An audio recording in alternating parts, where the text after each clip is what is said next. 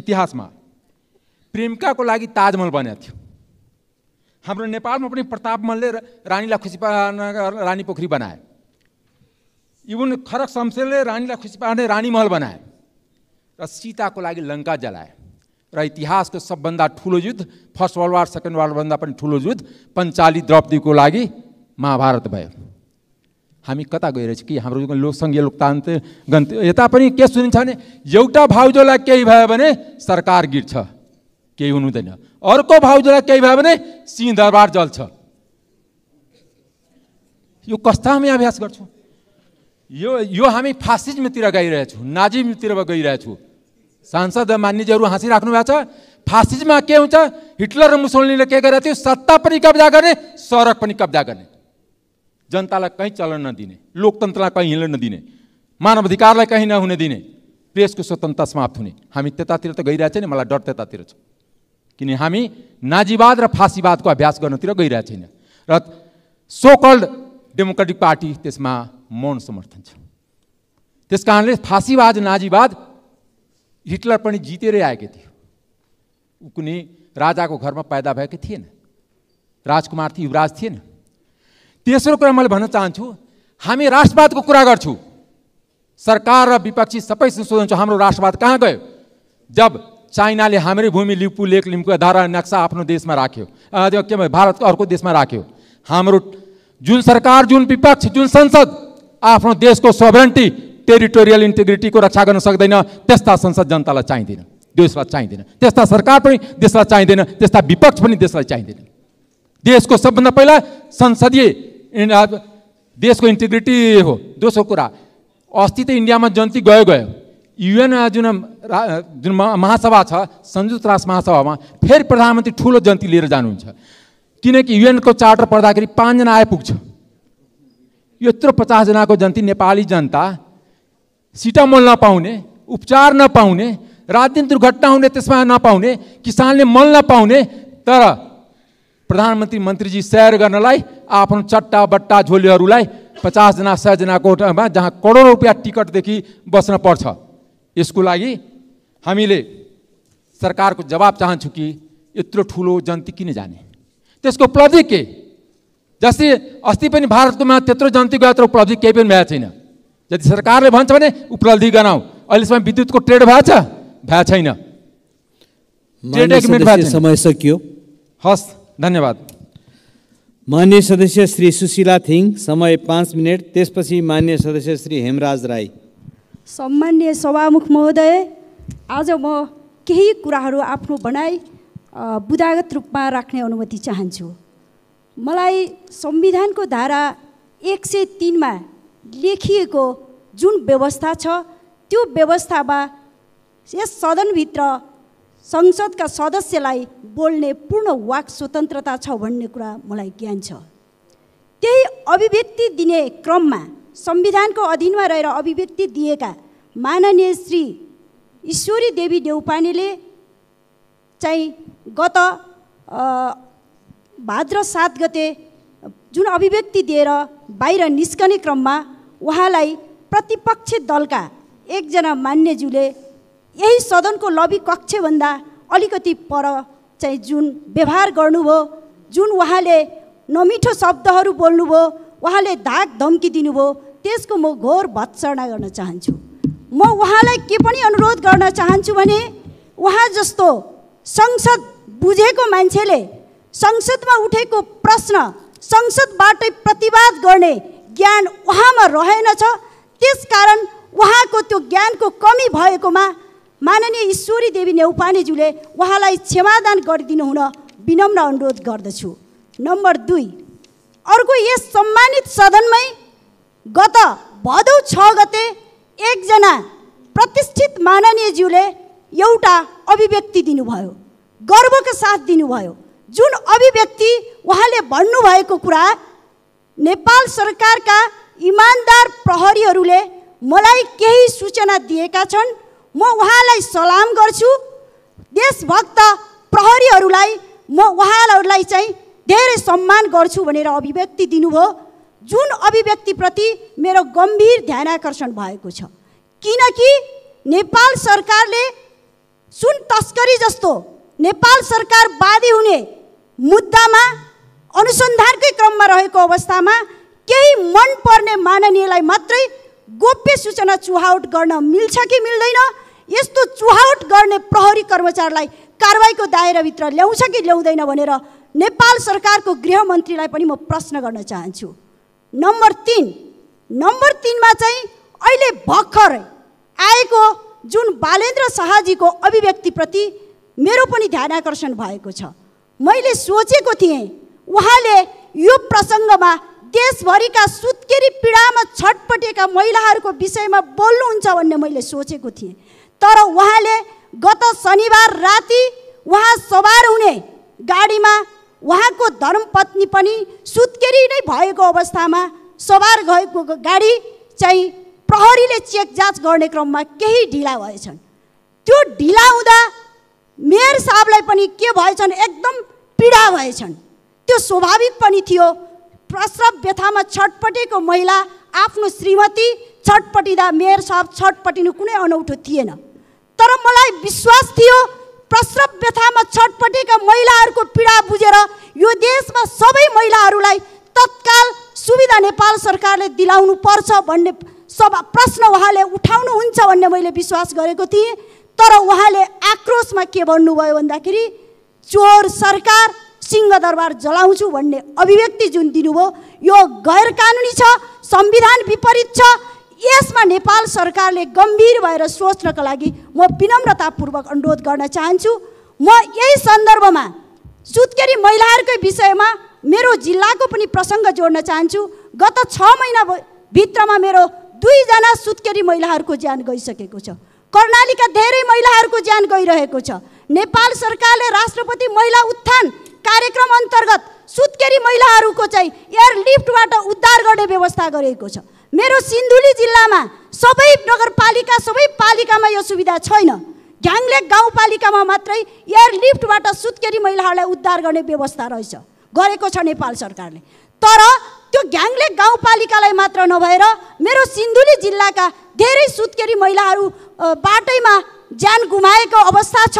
त्यसकारण त्यस्ता सबै महिलाहरूलाई नेपाल सरकारले मेरो जिल्ला मात्रै नभएर सिङ्गो नेपालभरिका महिलाहरूको ज्यान जोखिममा हुने भएकोले उद्धार गरियोस् भनी माग राख्दै मेरो आफ्नो भनाइ यही अन्त गर्न चाहन्छु। धन्यवाद। मान्य सदस्य श्री हेमराज राई, समय 4 मिनेट। त्यसपछि मान्य सदस्य श्री तारा लामा।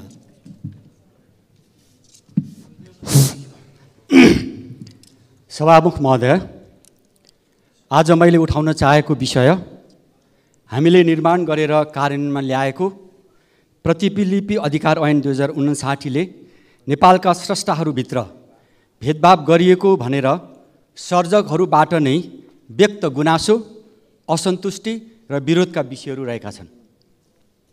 स्रष्टा र साधकहरूको असीमित कल्पना, गहन सोचाइ र निरन्तरको बौद्धिक प्रयासबाट मात्र सिर्जनाको उत्पत्ति हुन्छ।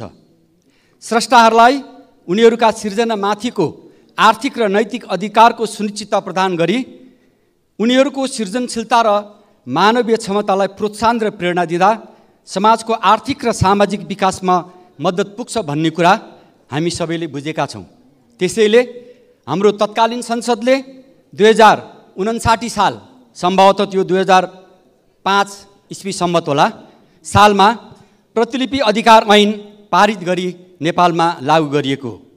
जबकि विश्वमा सन् 1886 देखि नै बर्न सम्मेलनबाट यो अगाडि सारिएको थियो र विश्वका अधिकांश राष्ट्रहरूले सन् 1967 सम्म लागू गरिसकेका थिए।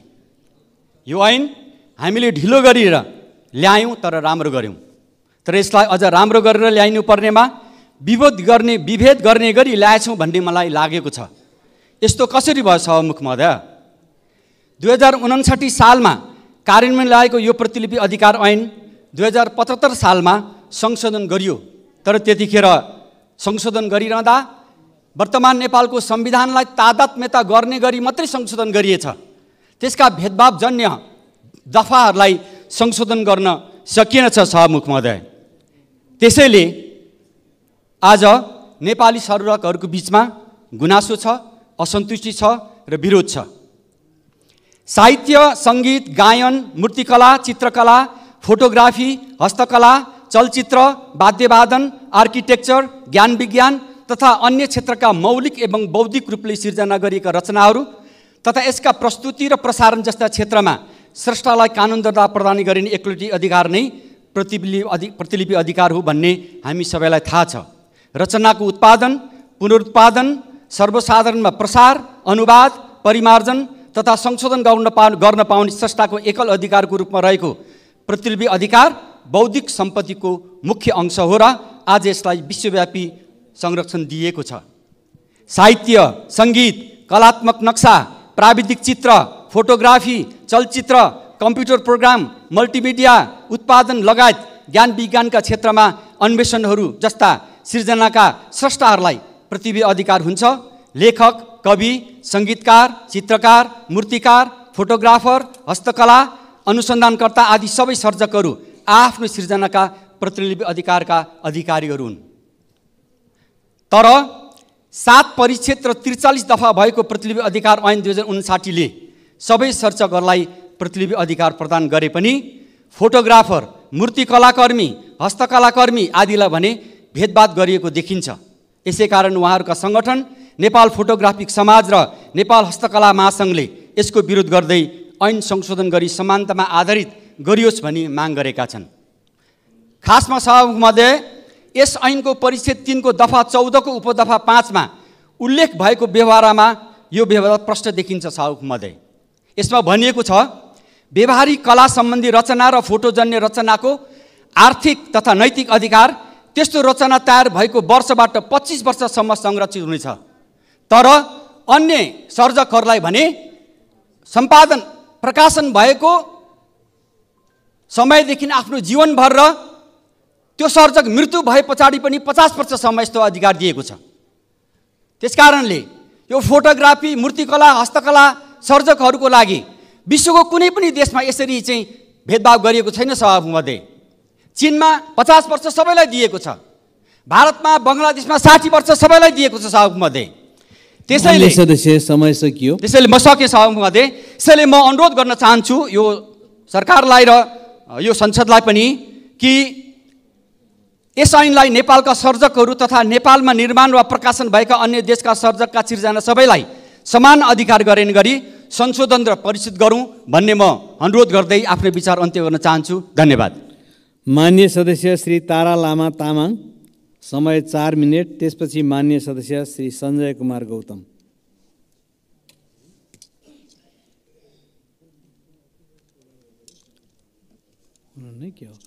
मान्य सदस्य श्री तारा लामा तामाङ।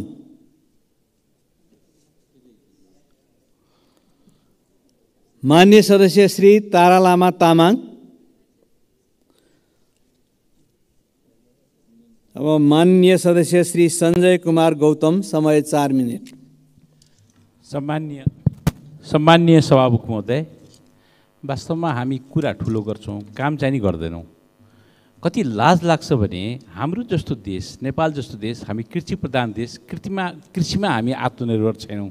योभन्दा हास्यास्पद कुरा के हुनसक्छ?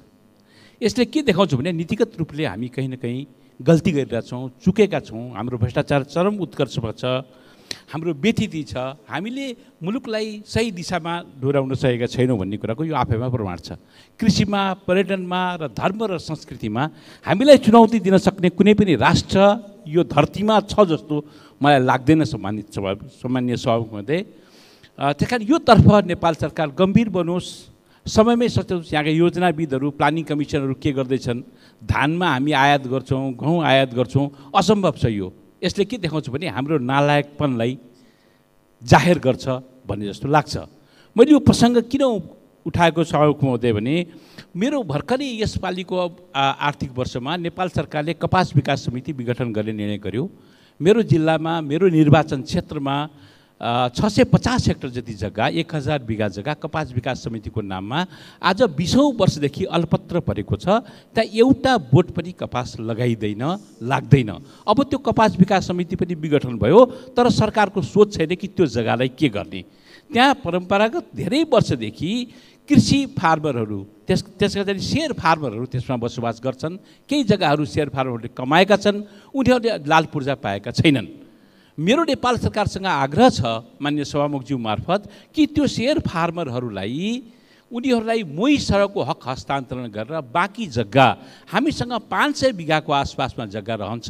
त्यसमा मैले बारम्बार यो संसदमा कुरा उठाएको छु, एग्रिकल्चर पोलिटेक्निकको लागि नेपाल सरकारले सोचोस्। त्यो कृषिको लागि, कृषि उत्पादनको लागि कोसे ढुङ्गा साबित हुन सक्छ। म नयाँ मुलुकको मान्छे हुँ सामान्य सभामुख महोदय। बाँके, बर्दिया, कैलाली र कञ्चनपुर 100 किलोमिटर भित्रमा 4वटा राष्ट्रिय गौरवका योजनाहरू हामीसँग छन्। सिक्टा सिँचाइ आयोजना, बबई सिँचाइ आयोजना, भेरी बबई डाइभर्सन र रानी जमरा। तराईको समतल भूमि छ, थारूका बहुसङ्ख्यक धरतीपुत्रहरू बस्छन् त्यहाँ। यो एग्रिकल्चर पोलिटेक्निक हामीले निर्माण गरिदिन सक्यौँ भने त्यतिले मात्रै, त्यो नयाँ मुलुकले मात्रै यो देश पाल्दिन सक्छ। सभामुख हुँदै 1-2 वर्ष यो देशभरिको कुरै गर्नु पर्दैन। हामी कहाँ अल्मलेको छौँ? कस्तुरीले नाभिमा, कस्तुरी मृगले नाभिमा कस्तुरी राखेर भौतारिएको जस्तो हामी भौतारिएको छौँ। यसले यो बहिर्गमन पनि रोक्छ, यसले यो विदेश यात्रा पनि रोक्छ, हाम्रो युवाहरूको पलायनलाई पनि रोक्छ। सबभन्दा पहिले हामीले कृषिमा ध्यान दिउँ भन्ने मेरो विशेष किसिमको आग्रह छ सम्माननीय सभामुख महोदय। यसतर्फ म विशेष किसिमको ध्यान आकर्षण गर्न चाहन्छु। साथसाथै सम्माननीय सभामुख महोदय, यो पर्यटनलाई पनि हामीले ध्यान दिन सकेनौँ। अहिले पनि कुरा त गर्छौँ, तर पर्यटनमा पनि हाम्रो ध्यान पुगेन। यो धार्मिक पर्यटन हाम्रा लागि सबभन्दा उपलब्धिमूलक छ। हामी हिन्दूहरूको यत्रो उद्गम स्थल यो, हामी कता कता अल्मलिएका छौँ यो निरपेक्षताका नाममा, केका नाममा। तर यो संस्कृतिलाई संरक्षण गर्ने कुरा हामीले ध्यान दिन सकेका छैनौँ। संस्कृतिलाई संरक्षण गर्न अत्यावश्यक छ। यो संस्कृतिले हामी संसारमै समुन्नत रूपले अगाडि बढ्न सक्छौँ। यो पर्यटनको एउटा आधार बन्न सक्छ।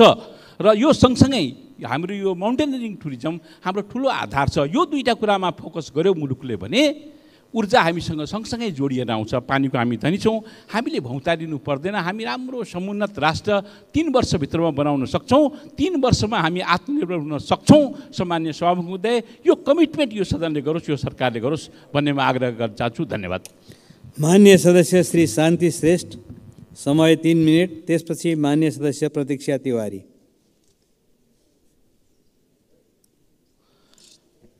माननीय सदस्य श्री शान्ति श्रेष्ठ।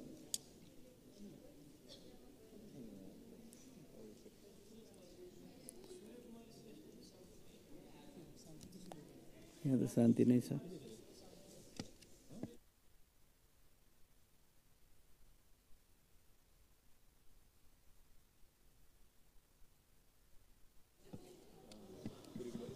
ल, माननीय सदस्य, यसलाई सच्याइएको छ। शान्ति कुमारी श्रेष्ठ, समय 3 मिनट। त्यस पछाडि माननीय सदस्य प्रतीक्षा तिवारी, शान्ति श्रेष्ठको ठाउँमा सूर्य कुमारी श्रेष्ठ।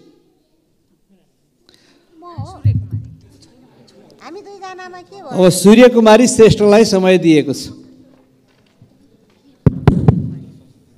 सम्माननीय सभामुख महोदय, आज म यो सदन समक्ष शिक्षकहरूका तमाम मागहरू र तमाम समस्याहरू राख्न चाहन्छु, किनभने आज यो सदनमा स्वयं शिक्षा मन्त्रीज्यू उपस्थित हुनुहुन्छ।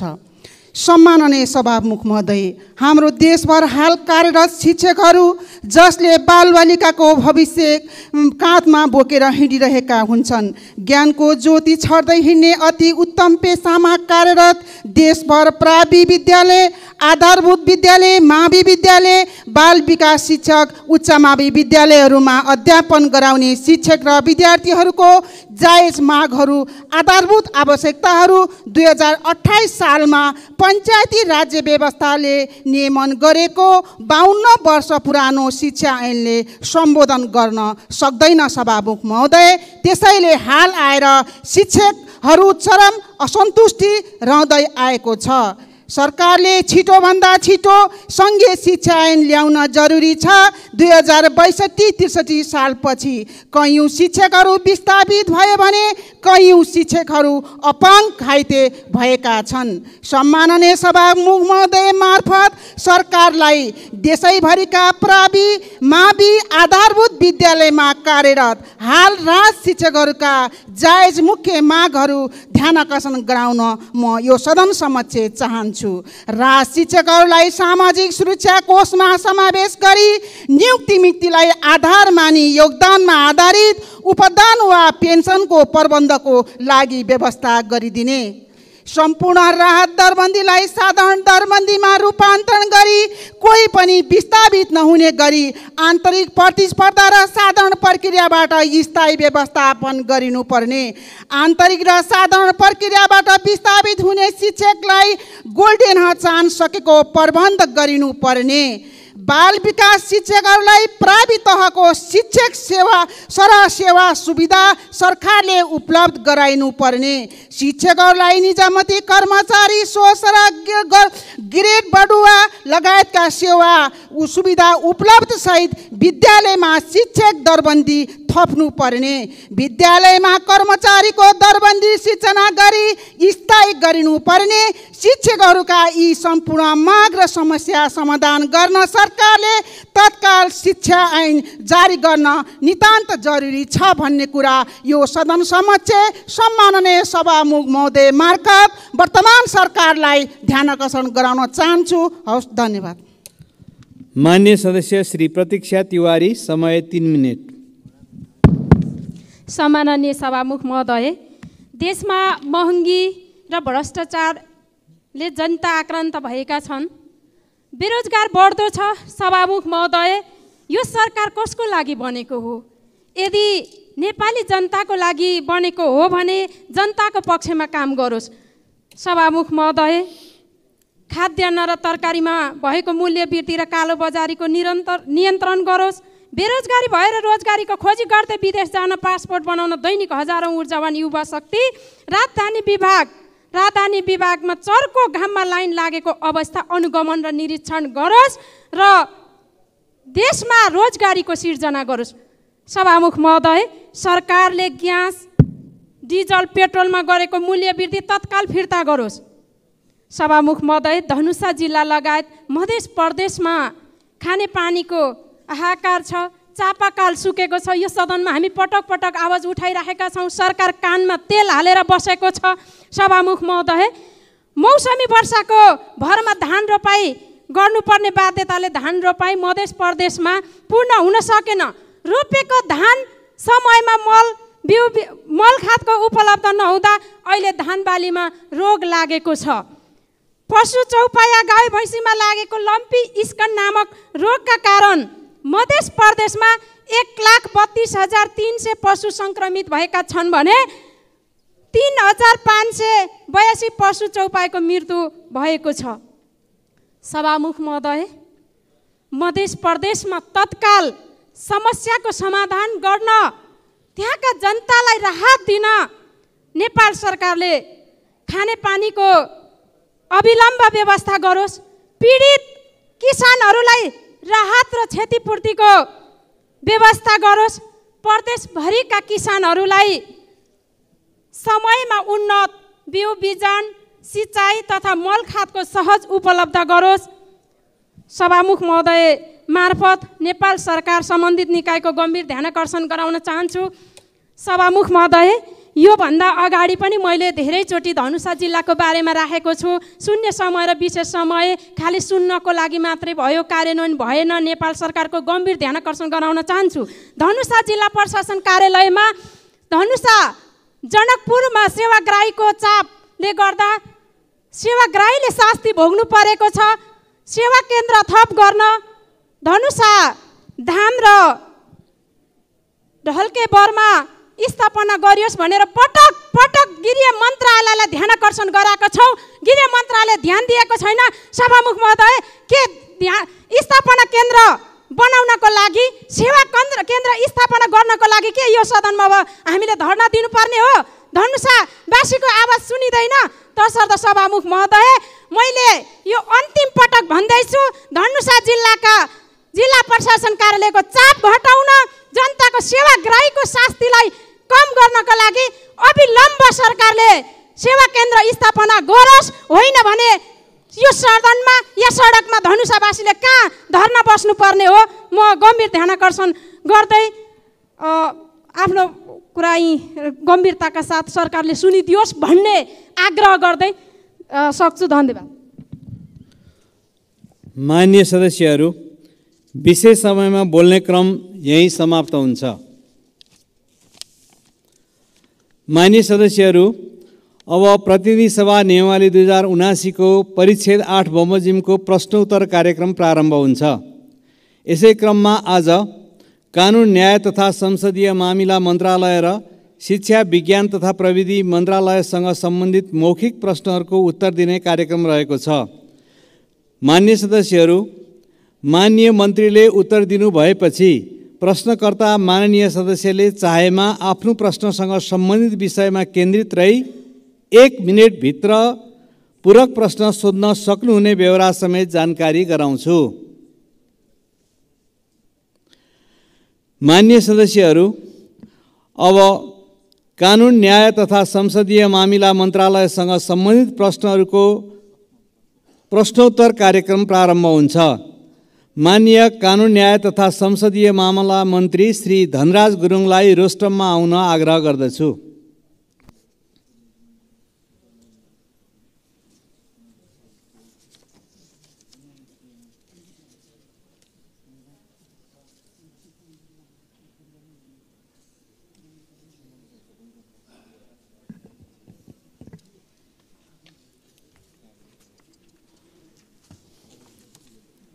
मान्य सदस्यहरू, अब प्रश्नकर्ता मान्य श्री प्रेम सुवाललाई आफ्नो प्रश्न सोध्न अनुमति दिन्छु। प्रश्न नम्बर 1।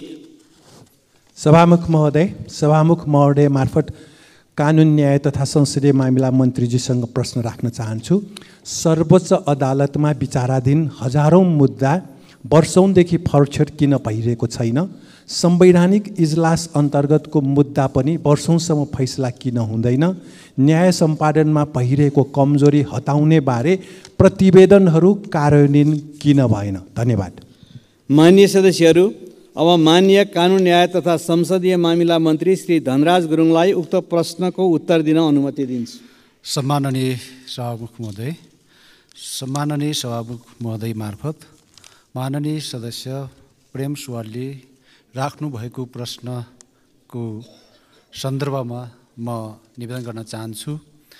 नेपालको संविधान, सर्वोच्च अदालत ऐन 2048, न्याय प्रशासन ऐन 2073, मुलुकी फौजदारी कार्यविधि संहिता 2074, मुलुकी देवानी कार्यविधि संहिता 2074, संक्षिप्त कार्यविधि ऐन 2028 लगायतका प्रचलित कानुनले अदालतले मुद्दाको फरछोड गर्न अपनाउने कार्यविधिको सम्बन्धमा व्यवस्था गरेका छन्। न्यायिक सुधारलाई योजनाबद्ध ढङ्गबाट अघि बढाउने सोचका साथ विक्रम सम्वत 2061 सालदेखि न्यायपालिकामा योजनाबद्ध विकासको थालनी भएको छ। न्यायपालिकाको चौथो पञ्चवर्षीय रणनीतिक योजना 2076-77, 2080-81ले छिटो, छरितो र गुणस्तरीय न्याय सम्पादन गर्ने लक्ष्य निर्धारण गरी सोको लागि मुद्दाको शीघ्र फरछोड गर्ने, मुद्दा व्यवस्थापन पद्धतिमा सुधार गर्ने, विवाद समाधानका वैकल्पिक उपायहरूको प्रयोगलाई प्रभावकारी बनाउने लगायतका रणनीतिक उद्देश्य निर्धारण गरेको र त्यस्तो लक्ष्य प्राप्तिको लागि सर्वोच्च अदालत क्रियाशील रहेको बेहोरा अनुरोध गर्दछु।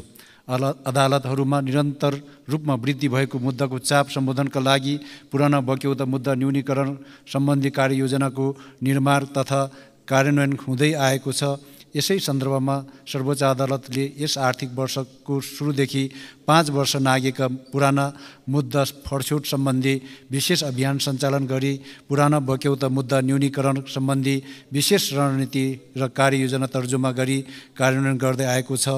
यस अभियानबाट पुराना मुद्दाको सङ्ख्या उल्लेख्य रूपमा घटेको भए तापनि पुराना मुद्दा फरछोडका लागि निर्धारण गरिएका रणनीति तथा कार्यनीति प्रभावकारी कार्यान्वयनमा अझै पनि ध्यान दिन आवश्यक रहेको छ।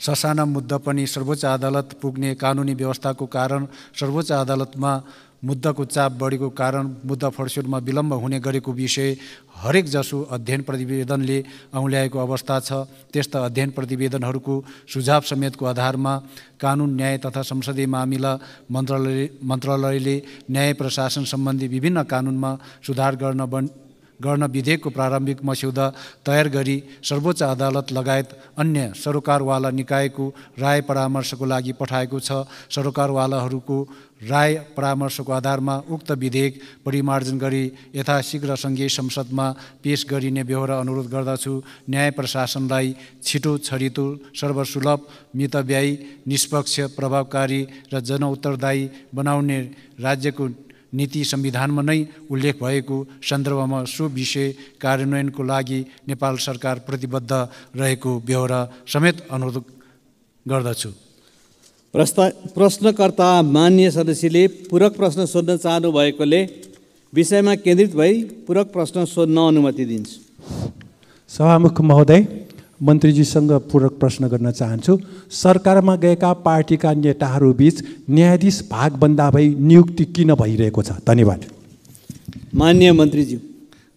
सम्माननीय सभामुख महोदय, यो न्यायाधीश नियुक्तिका सन्दर्भमा वास्तवमा यो न्यायालयमा न्यायाधीश नियुक्ति न्यायोचित ढङ्गबाट गर्ने कुरा भइरहेको छ, भागभण्ड हुँदैन सभामुख महोदय।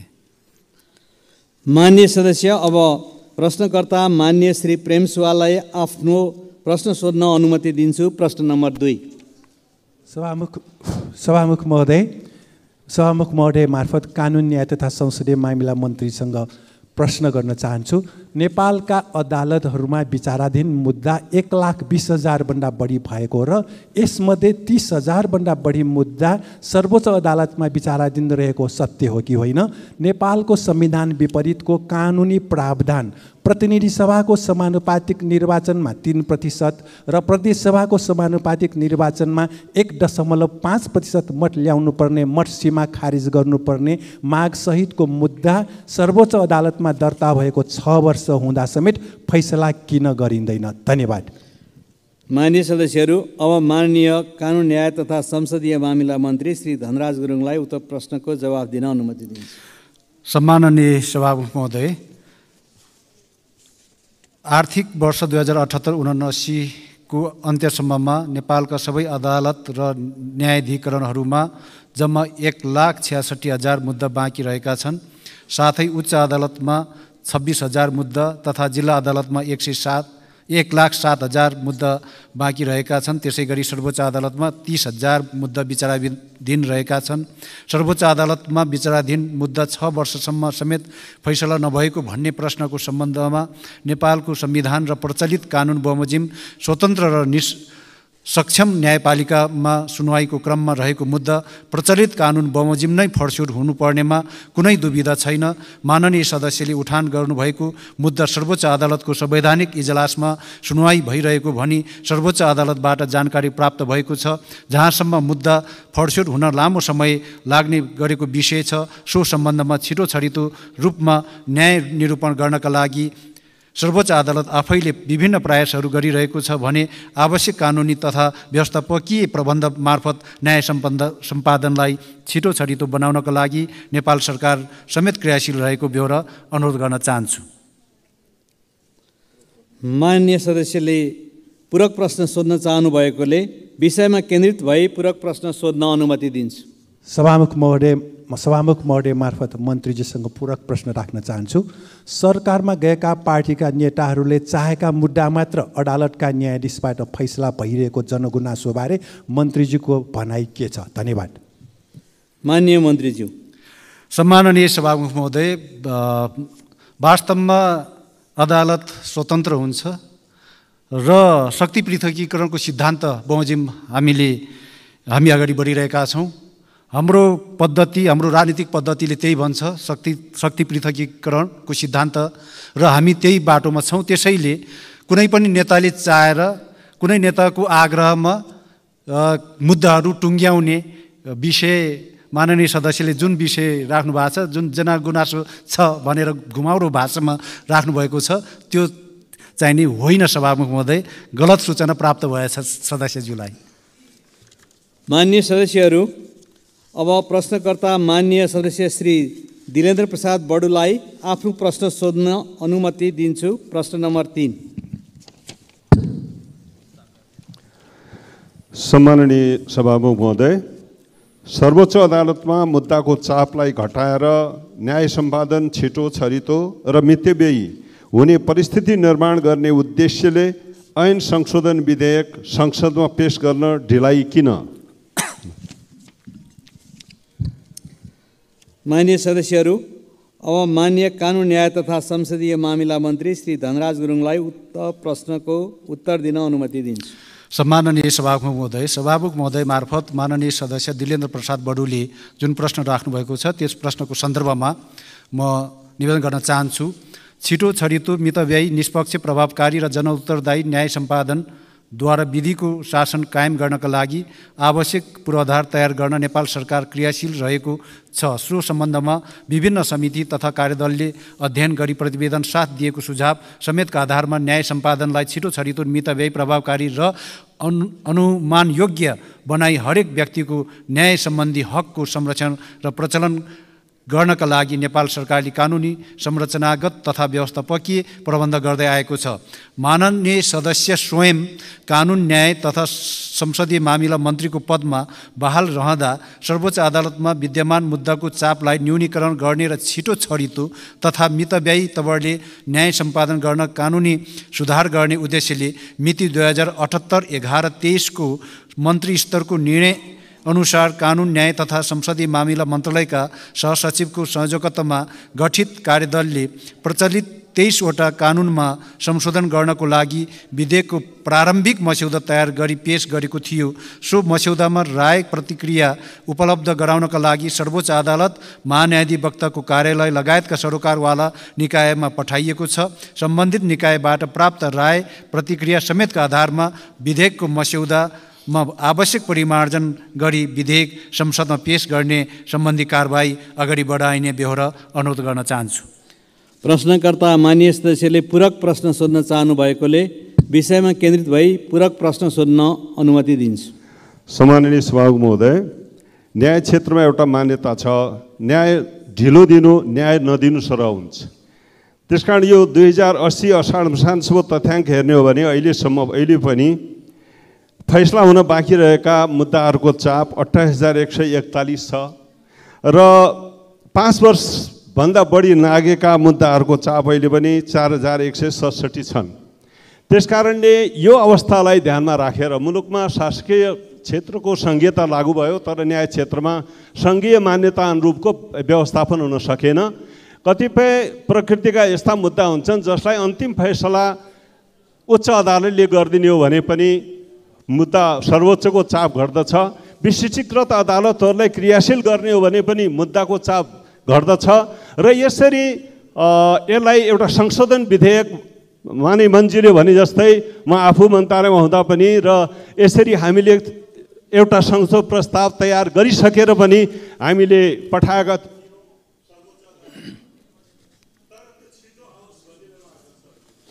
माननीय मन्त्री। सम्माननीय सभामुख महोदय, माननीय सदस्यज्यूले भन्नुभए जस्तै गरेर वास्तवमै डिले जस्टिस डिनाई जस्टिस भन्ने गरिन्छ र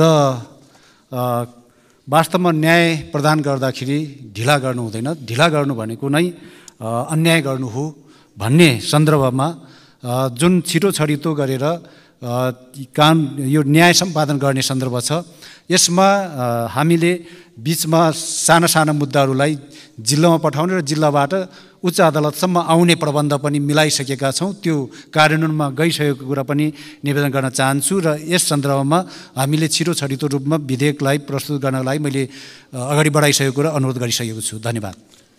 माननीय सदस्यहरू, अब प्रश्नकर्ता माननीय श्री दिलेन्द्र प्रसाद बडुलाई आफ्नो प्रश्न सोध्न अनुमति दिन्छु। प्रश्न नम्बर 4। सम्माननीय सभामुख महोदय, माननीय मन्त्रीज्यूलाई मेरो दोस्रो प्रश्न छ, सर्वोच्च अदालतमा मुद्दा पेशी सम्बन्धमा अटोमेसन प्रणाली लागू गर्न किन ढिलाइ भइरहेको छ? माननीय सदस्यहरू, अब माननीय कानुन न्याय तथा संसदीय मामिला मन्त्री श्री धनराज गुरुङलाई उक्त प्रश्नको उत्तर दिन अनुमति दिन्छु। सम्माननीय सभामुख महोदय, सम्माननीय सभामुख महोदय मार्फत माननीय सदस्य दिलेन्द्र प्रसाद बडुले सोध्नुभएको प्रश्नका सन्दर्भमा निवेदन गर्न चाहे। सर्वोच्च अदालतमा मुद्दा पेशी व्यवस्थापनलाई पारदर्शी, वस्तुनिष्ठ र व्यवस्थित बनाउनका लागि सर्वोच्च अदालत दोस्रो संशोधन नियमावली 2078 जारी भई मिति 2078 मङ्सिर 15 गतेदेखि कार्यान्वयनमा आएको र सो नियमावलीले इजलासको गठन र पेशी सूची निर्धारण गोला प्रक्रियाद्वारा हुने व्यवस्था गरी सोही बमोजिम पेशी व्यवस्थापन हुँदै आएको छ। मिति 2080 भदौ 11 गतेदेखि सर्वोच्च अदालतमा स्वचालित पेशी तारिख प्रणाली लागू भइसकेको छ। स्वचालित पेशी तारिख प्रणालीलाई क्रमशः अन्य अदालतहरूमा लागू गर्न सर्वोच्च अदालत क्रियाशील रहेको ब्यौरा अनुरोध गर्दछु। समग्र पेशी व्यवस्थापनमा अटोमेसन प्रणाली लागू गर्न स्वचालित पेशी तारिख प्रणालीले आधार तयार गरेको छ। आवश्यक पूर्वाधार तयार गरी समग्र पेशी व्यवस्थापनमा अटोमेसन प्रणाली लागू गर्न सर्वोच्च अदालत क्रियाशील रहेको ब्यौरा समेत जानकारी गराउँदछु। न्यायपालिकाका साथै हरेक सार्वजनिक निकायबाट हुने सेवा प्रवाहलाई सरलीकरण गर्न त्यस्तो सेवालाई प्रविधि मैत्री, पारदर्शी, प्रभावकारी, गुणस्तरीय, मितव्ययी र सेवाग्राही मैत्री बनाउन नेपाल सरकार क्रियाशील रहेको ब्यौरा अनुरोध गर्न चाहन्छु। धन्यवाद। प्रश्नकर्ता माननीय सदस्यले पूरक प्रश्न सोध्न चाहनुभएकोले विषयमा केन्द्रित भई पूरक प्रश्न सोध्न अनुमति दिन्छु। सम्मानित सभामुख महोदय, माध्यमजीले अटोमेसन सिस्टम लागू भइसकेको भन्ने जानकारी गराउनु भयो, म धन्यवाद दिन चाहन्छु। यो सर्वोच्च अदालतमा मात्र नभई सबै अदालतमा यथासम्भव छिटो लागू गर्न सक्नु हो भने पेशी निर्धारणको पद्धतिलाई न्यायोचित र अनुमानयोग्य बनाउन सकिन्छ। त्यसकारणले पनि यतातिर विशेष रूपले ध्यान जाओस् र यो पद्धति सबै ठाउँमा लागू हुन सकोस् भन्ने पनि आग्रह गर्छु। हस्, धन्यवाद। माननीय मन्त्रीज्यू। सम्माननीय सभामुख महोदय, माननीय सदस्यज्यूबाट पूरक प्रश्नभन्दा पनि सुझाव आएको छ। सुझावलाई गम्भीर रूपमा ग्रहण गरेको छु। धन्यवाद। माननीय मन्त्री आसन ग्रहण गर्न सक्नुहुन्छ।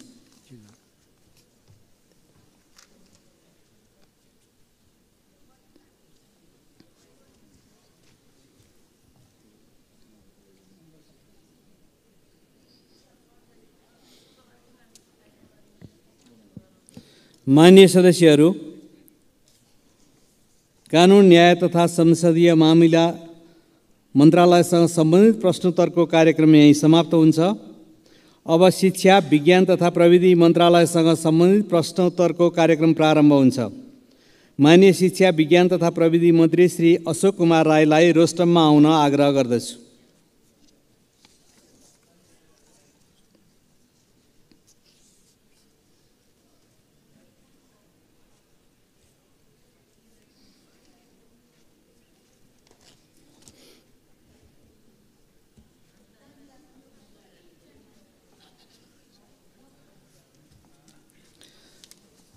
माननीय सदस्यहरू, अब प्रश्नकर्ता माननीय सदस्य श्री प्रेम सुवाललाई आफ्नो प्रश्न सोध्न अनुमति दिन्छु। प्रश्न नम्बर 5।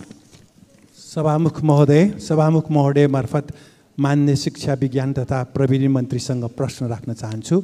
सरकारमा गएका पार्टीहरूले 2079 मङ्सिर 4 गतेको संसदीय निर्वाचन घोषणापत्रमा विज्ञान र प्रविधिको विकास सम्बन्धी के कस्ता बाचाहरू गरेका थिए? ती बाचा पूरा गर्ने नीति, कार्यक्रम र योजना के हुन्? धन्यवाद। माननीय सदस्यहरू, अब माननीय शिक्षा, विज्ञान तथा प्रविधि मन्त्री श्री अशोक कुमार राईलाई उक्त प्रश्नको उत्तर दिन अनुमति दिन्छु। सम्माननीय सभामुख महोदय, सभामुख महोदयको आज्ञाले माननीय प्रेम सुवालले राख्नुभएको प्रश्नको जवाफ दिन चाहन्छु। हाल सरकारमा रहेका पार्टीहरूले 79 मङ्सिर 4 गतेको निर्वाचनको घोषणापत्रमा विज्ञान र प्रविधिको विकासका लागि वैज्ञानिक चेतनाको अभिवृद्धि गर्ने, अनुसन्धान कोष स्थापना गर्ने जस्ता कुराहरू समाविष्ट गरेका थिए। नेपाल सरकारले सोही कुराहरूलाई ध्यान दिँदै आर्थिक वर्ष 2080-81 को नीति तथा कार्यक्रममा शिक्षा, स्वास्थ्य विकास, निर्माण र सेवा प्रवाहमा सूचना प्रविधिको प्रयोगलाई विस्तार गरिने, डिजास्टर रिकभरी सेन्टरको क्षमता विस्तार गर्ने, नवप्रवर्तन तथा आविष्कार कोष स्थापना गर्ने जस्ता नीतिहरू ल्याएको छ र आगामी दिनमा पनि सोही नीतिहरूलाई कार्यान्वयन गर्ने योजनाहरू ल्याइने कुरा मान्यज्यूलाई निवेदन गर्दछु। प्रश्नकर्ता मान्य सदस्यले पूरक प्रश्न सोध्न चाहनुभएकोले विषयमा केन्द्रित भई पूरक प्रश्न सोध्न अनुमति दिन्छु। सभामुख महोदय मार्फत शिक्षा मन्त्रीजीसँग पूरक प्रश्न राख्न चाहन्छु। सरकारमा गएका पार्टीको बाचा पुरा हुने र जनतालाई धोखा नहुनेमा मन्त्रीजी कति विश्वस्त हुनुहुन्छ? धन्यवाद। माननीय मन्त्री। सभामुख महोदय, मान्यज्यूको जिज्ञासाका सन्दर्भमा मैले नेपाल सरकारको शिक्षा विज्ञान तथा प्रविधि मन्त्रालय सम्हालिरहेको सन्दर्भमा पूर्ण विश्वस्त रहेको कुरा निवेदन गर्दछु। मान्य सदस्यहरू, अब प्रश्नकर्ता मान्य सदस्य श्री प्रेम सुवाललाई आफ्नो प्रश्न सोध्न अनुमति दिन्छु। प्रश्न नम्बर 6। सभामुख महोदय मार्फत शिक्षा विज्ञान तथा प्रविधि मन्त्रीजीसँग प्रश्न राख्न चाहन्छु। देशको द्रुततर विकासको लागि आवश्यक विद्यालय शिक्षा निःशुल्क र अनिवार्य तथा विश्वविद्यालय शिक्षा निःशुल्क कहिलेबाट हुन्छ? 7-8 वर्ष पुरानो खोप विश्वविद्यालयको विधेयक यसै अधिवेशनमा पारित हुने सत्य हो कि होइन? धन्यवाद। मान्य सदस्यहरू, मान्य शिक्षा विज्ञान तथा प्रविधि मन्त्री श्री अशोक कुमार राईलाई उक्त प्रश्नको उत्तर दिन अनुमति दिन्छु। सभामुख महोदय, प्रश्नका लागि मान्यज्यूलाई धन्यवाद छ। अनिवार्य तथा निःशुल्क शिक्षा ऐन 2075 को कार्यान्वयनसँगै आधारभूत शिक्षा निःशुल्क र अनिवार्य भइसकेको छ। माध्यमिक तहसम्मको शिक्षा पनि कानुनतः निःशुल्क नै छ। सोभन्दा माथिको शिक्षा लक्षित वर्गहरूका लागि निःशुल्क छ। चिकित्सा, इन्जिनियरिङ जस्ता विषयमा उल्लेख्य सङ्ख्याका विद्यार्थीहरूले पूर्ण छात्रवृत्ति पाउने हुनाले उनीहरूका लागि पनि शिक्षा निःशुल्क सरह नै हुन्छ। खोप विश्वविद्यालयको विधेयक 2073 मङ्सिर 26 मा व्यवस्थापिका संसद सचिवालयमा पठाइएकोमा उक्त विधेयक संसदमा प्रस्तुत नै नभई अधिवेशन अन्त्य भएको कारणले निष्क्रिय भयो। उक्त विश्वविद्यालयको नयाँ विधेयक तर्जुमाका लागि मन्त्री परिषदबाट पुनः सैद्धान्तिक स्वीकृति प्राप्त गरी मिति 79 कार्तिक 30 मा मन्त्रालयले कार्यदल गठन गरी विधेयकको मस्यौदा तयार गरिरहेको र प्रक्रिया पुरा भएपछि सरकारले उक्त विधेयक संसदमा यथाशीघ्र पेश गर्ने बेहोरा अवगत गराउन चाहन्छु।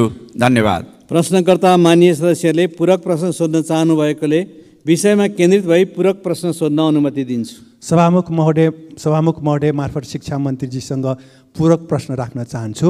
मन्त्रीजीहरू नै निजी विद्यालय खोलेर शिक्षाको व्यापारी बनेको सत्य हो कि होइन? धन्यवाद। माननीय मन्त्रीज्यू,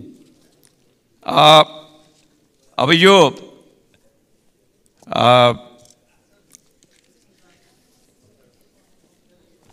खोप विश्वविद्यालयलाई एउटा प्रक्रियामा बसिसकेको छ। यसलाई चाहिने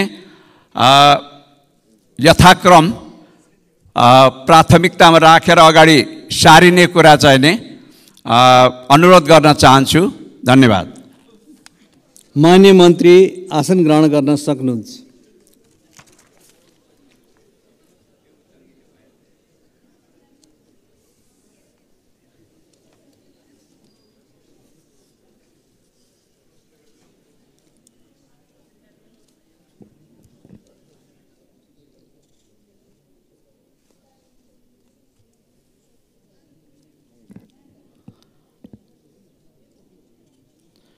माननीय सदस्यहरू, शिक्षा विज्ञान तथा प्रविधि मन्त्रालयसँग सम्बन्धित प्रश्नोत्तरको कार्यक्रम यही समाप्त हुन्छ। साथै आजको प्रश्नोत्तरको कार्यक्रम यही समाप्त हुन्छ। माननीय सदस्यहरू, अब मिति 2080 भदौ 12 गतेको को बैठकमा गणपूरक सङ्ख्याको अभावमा निर्णार्थ पेश हुन बाँकी केही नेपाल ऐन संशोधन गर्न बनेको विधेयक 2080 माथि विचार गरियोस् भन्ने प्रस्तावलाई निर्णार्थ प्रस्तुत गर्दछु। यो प्रस्तावको पक्षमा हुने मान्य सदस्यहरूले हुन्छ भन्नुहोला र यसको विपक्षमा हुने मान्य सदस्यहरूले हुन्न भन्नुहोला। मान्य सदस्य महेश बर्तौला के राख्नुहोस्। सम्मान्य सभामुख महोदय, विषयवस्तुको निर्णयार्थ प्रस्तुत गर्दा नेपालको संविधानको धारा 94 बमोजिमको गणपूरक सङ्ख्या चाहिन्छ। यहाँ गणपूरक सङ्ख्या नपुगेको जस्तो देखिन्छ, त्यसकारण गणपूरक सङ्ख्याको यकिन गरिपाऊँ। धन्यवाद।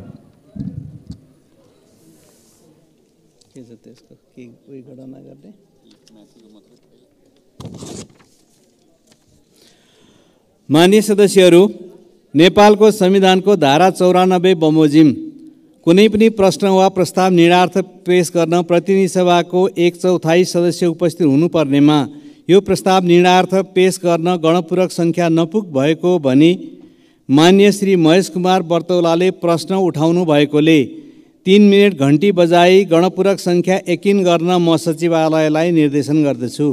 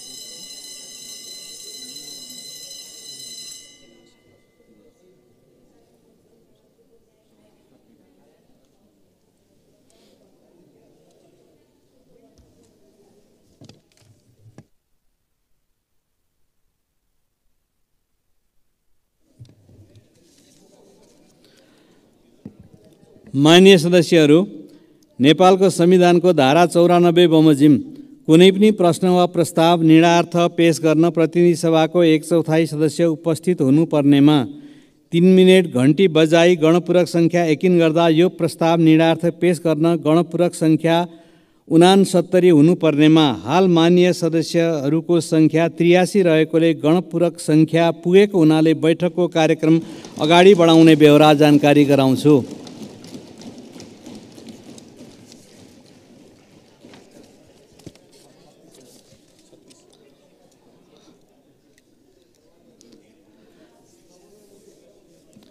माननीय सदस्यहरू, अब मिति 2080 भदौ 12 गतेको बैठकमा गणपूरक सङ्ख्याको अभावमा निर्णयार्थ पेश हुन बाँकी केही नेपाल ऐन संशोधन गर्न बनेको विधेयक 2080 माथि विचार गरियोस् भन्ने प्रस्तावलाई निर्णयार्थ प्रस्तुत गर्दछु। यो प्रस्तावको पक्षमा हुने माननीय सदस्यहरूले हुन्छ भन्नुहोला र यसको विपक्षमा हुने माननीय सदस्यहरूले हुन्न भन्नुहोला। यो प्रस्तावको पक्षमा हुने माननीय सदस्यहरूले हुन्छ भन्नुहोस्। यसको विपक्षमा हुने माननीय सदस्यहरूले हुन्न भन्नुहोस्। हुन्न भन्ने आवाज सुनिएन, तसर्थ के नेपाल ऐन संशोधन गर्न बनेको विधेयक 2080 माथि विचार गरियोस् भन्ने प्रस्ताव सर्वसम्मतिले स्वीकृत भएको घोषणा गर्दछु।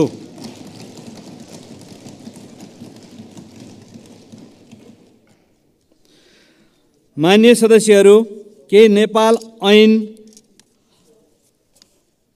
संशोधन गर्न बनेको विधेयक 2080 माथि प्रतिनिधि सभा नियमावली 2079 को नियम 112 बमोजिम संशोधन पेश गर्न चाहनुहुने माननीय सदस्यहरूले विधेयक शाखा प्रतिनिधि सभा सङ्घीय संसद सचिवालय सिंहदरबारमा दिन सक्नुहुनेछ। माननीय सदस्यहरू, एसिया कप क्रिकेट प्रतियोगितामा सहभागी नेपाली टिमलाई प्रतिनिधि सभा र मेरो तर्फबाट समेत सफलताको हार्दिक शुभकामना व्यक्त गर्दछु। माननीय सदस्यहरू, प्रतिनिधि सभाको अर्को बैठक 2080 साल भदौ 21 गते बिहिबार दिनको 1 बजे बस्ने गरी यो बैठक स्थगित हुन्छ।